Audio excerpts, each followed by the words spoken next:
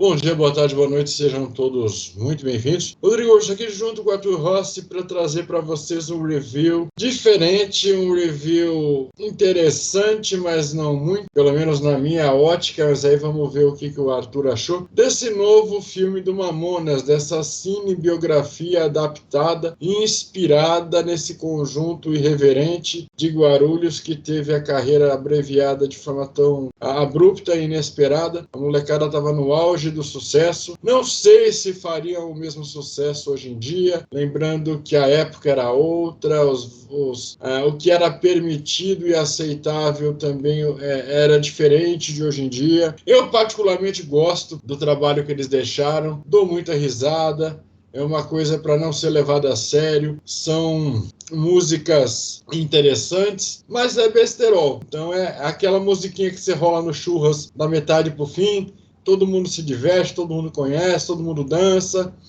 Então, nesse sentido, o legado deles aí vai perpetuar. Sobre esse filme, eu tenho as minhas reservas, mas eu não vou contaminar a opinião do Arthur com a minha. Eu quero primeiro ouvir a dele. E aí, Arthur, como foi para você assistir essa cinebiografia adaptada dos Mamonas Assassinas? Eu sempre gostei muito deles, né? Eu lembro naquela época, lá dos anos 90, quando eles fizeram muito sucesso, foi menos de um ano que desde que eles apareceram começaram a crescer, e todo mundo naquela época era super fã, gostava de todas as músicas, conhecia as histórias por trás, e para mim foi muito legal poder rever, né, essas histórias e relembrar um pouco dessa época.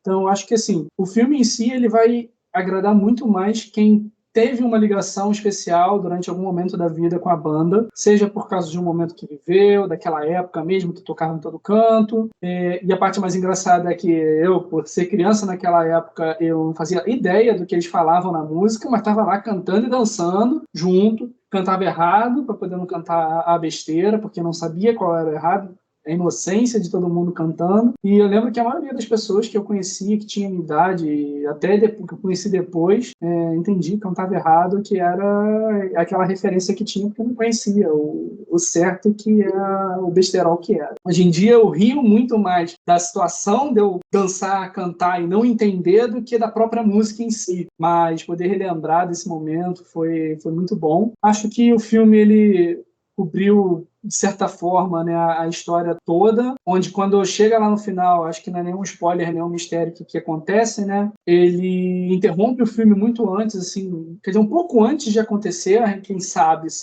mas ele não cobriu a parte do acidente em diante, então, assim, é um filme bem leve, eles falam besteira durante o filme, mas, assim, eles eram isso, eles tinham disso, então é natural de que a gente acabe encontrando isso durante o filme, acho que seria muito estranho se a gente não encontrasse. Tem indas e vindas pessoais deles. É muito bom poder saber e ver esse lado também de crescimento. Quem é o Krausebeck, né? Que a gente ouvia muito nas músicas, ô, Krausebeck! E ver também o lado artístico e tudo mais de criação deles. Confesso que, mesmo gostando muito deles, eu não conhecia tanto o lado deles, mas sabia que de relatos e tudo mais, que o Dinho tinha muito isso, né, de pegou assim, começou a criar na hora, e eu acho que por eu já ter tido algum envolvimento com música no meu passado, poder ver uma pessoa que chega e cria música, que faz, que compõe, inclusive do modo como é que ele compunha as músicas e tudo mais, mostrou para mim que ele realmente era um músico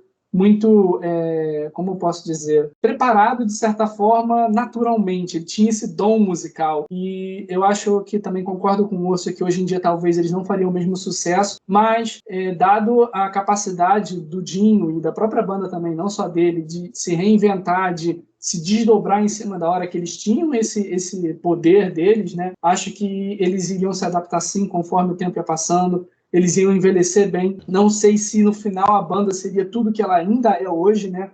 Porque os caras fizeram um trabalho lá em 96 e, cara, 20 anos depois a banda ainda é tocada, a galera ainda lembra, a galera nova ainda, sabe, ainda tem um certo peso. Não sei se ela teria esse peso, mas acredito que eles dariam um jeito de fazer a banda envelhecer junto com o tempo e trocando e se adaptando ao tempo aí, conforme as coisas fossem passando. Geralmente eu não sou uma pessoa muito fã de bibliografia e tudo mais, tanto que eu acredito também que o Osso não seja, tanto que a gente traz muito pouco filme desse tipo aqui, mas acho que o Mamonas, pelo menos para mim, fez muito parte da minha infância, e acho que fez parte da vida do Osso também, de certa forma.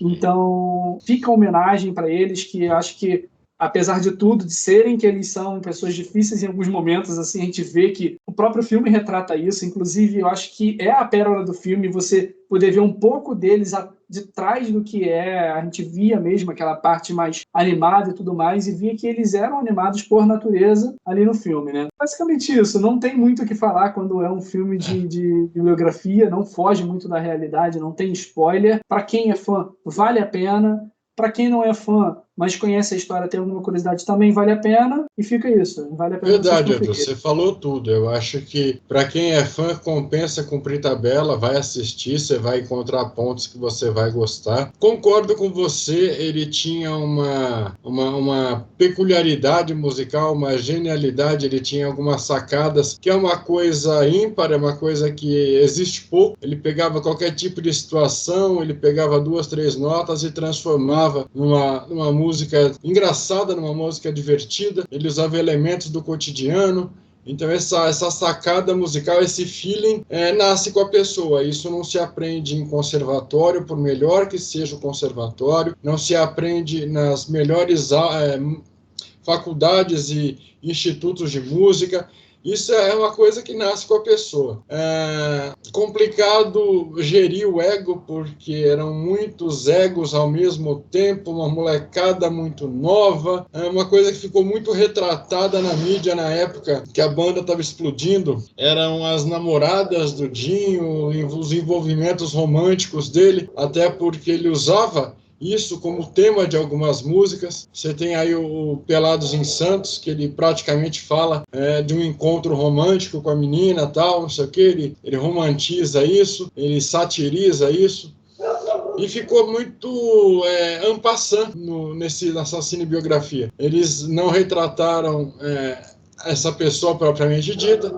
Eles pegaram uma genérica, colocaram ali para representar todo o envolvimento romântico conturbado que ele teve. Não gostei tanto, eu estava esperando mais por conhecer, por saber e por ter assistido na época um documentário que para mim até hoje é excelente, não sei aonde existe, se ainda existe, se tem como vocês encontrarem de alguma forma, que é um documentário que a MTV fez com eles. Alguns meses antes da tragédia, eles estavam no boom, um MTV na estrada, com Mamonas Assassinas. Aí você via, eu acho que retratado tudo que o filme tentou mostrar, e para mim não chegou, não conseguiu. No short que eu lancei aqui no canal, eu lancei uma curiosidade específica do filme. Se você não assistiu, dá uma olhada lá nos nossos shorts. Tem uma peculiaridade sobre esse filme. Então assista sem esperar muito. Os atores estão ok, a história a gente já conhece. Como o Arthur disse, conhecer o tal do Kreuzebeck, para quem não conhecia, para quem não tinha ouvido essa história. Eu já tinha ouvido a história de boca dele numa live que eu assisti, onde ele estava lá com o Vilela no Inteligência. Então ele contou essa história, ele comentou com detalhes. Vale acompanhar, vale assistir, mas não espere muita coisa. Prefira, talvez, ouvir o CD de novo, procurar no YouTube participações deles. A mais homérica foi uma tarde toda que o Gugu dedicou no Domingo Legal para eles. Eles tocaram todas as músicas, virou uma bagunça. Eu acho que talvez seja uma das maiores apresentações deles na época na TV aberta. Gosto muito de uma outra apresentação deles que eles fizeram no Programa Livre, com o Serginho Groisman, também foi muito legal. Eles subverteram tudo que o Serginho tinha programado, transformaram aquilo numa bagunça organizada, um monte de jovem junto, músicas mais explícitas, aí vocês imaginam o que virou. Então, que essa alegria que eles deixaram pra gente fique na memória, fique no coração, sempre que a gente puder curtir, sempre que a gente puder lembrar do que foi esse grupo de Guarulhos, que tinha tudo para continuar dando certo. Como o Arthur disse, eu imagino que eles iam se reinventar, eles iam adaptar a forma de humor deles e talvez estivessem aí nos fazendo rir até hoje. Então, curta, compartilha, se inscreva no canal. É muito importante a participação de vocês. Eu acredito que o filme ainda não esteja presente em catálogo nenhum de streaming. É um filme que está nos cinemas recentemente aí. Mas fica o meu convite, você que está assistindo esse vídeo depois do lançamento, depois de alguns meses, alguns anos, se o filme estiver em algum streaming, deixa no comentário. Se você encontrar esse filme perdido em algum lugar, aí você ajuda a galera que está querendo assistir e não sabe onde. Caso a gente encontre, eu mesmo vou fixar no comentário, mas são muitos vídeos e nem sempre eu posso dar essa atenção, fazer essa revisita no nosso material. Arthur, mais alguma coisa que você queira complementar? Não sei dizer. Vou deixar mais uma curiosidade rápida antes da gente fechar o vídeo.